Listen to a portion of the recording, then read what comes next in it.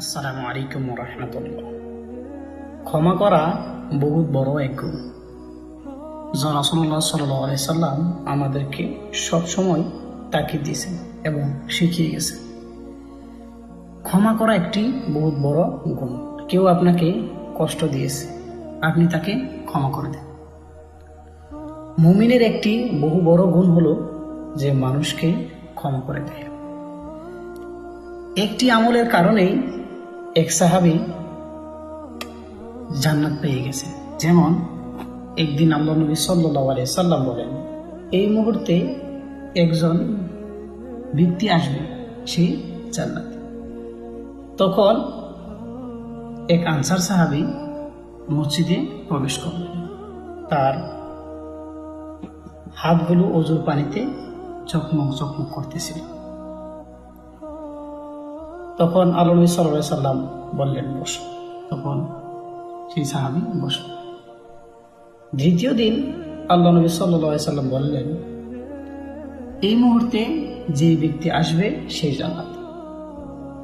তখন সেই একই ব্যক্তি এসে বসলেন।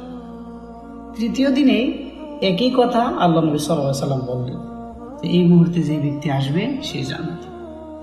তখন সাহাবীরা হতাশ হয়ে ভাবলেন, এটি কি ব্যাপার? তখন আব্দুল্লাহ ইবনে আমর রাদিয়াল্লাহু তাআলা আনহু এর কারণটা বের করতে চাইলেন।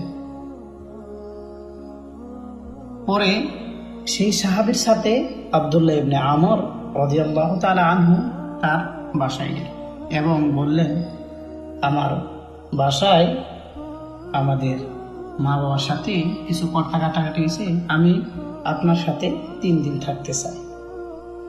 তখন আনসার সাহাবী তাকে অনুমতি দিলেন। আব্দুল্লাহ ইবনে আমর পরপর 3 দিন তার সাথে থাকলেন।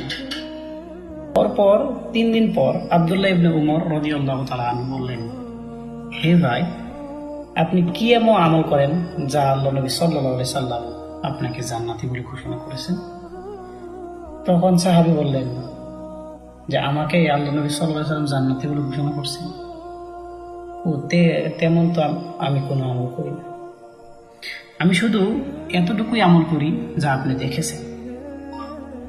আপনি দেখেছেন যে আমি প্রতি রাতেই ঘুমানোর সময় আমি সারা দিন যাদের যাদের সাথে চলছি এবং ঘুরছি তাদের সবাইকে ক্ষমা করে আমি বিছানাতে যাই এবং ঘুমিয়ে পড়ি। তখন আব্দুল্লাহ ইবনে উমর রাদিয়াল্লাহু তাআলা আনহু তাকে বললেন, হয়তো আপনার এই আমলের কারণেই আল্লাহ নবী সাল্লাল্লাহু আলাইহি সাল্লাম আপনাকে জান্নাতি বলে ঘোষণা করেছে।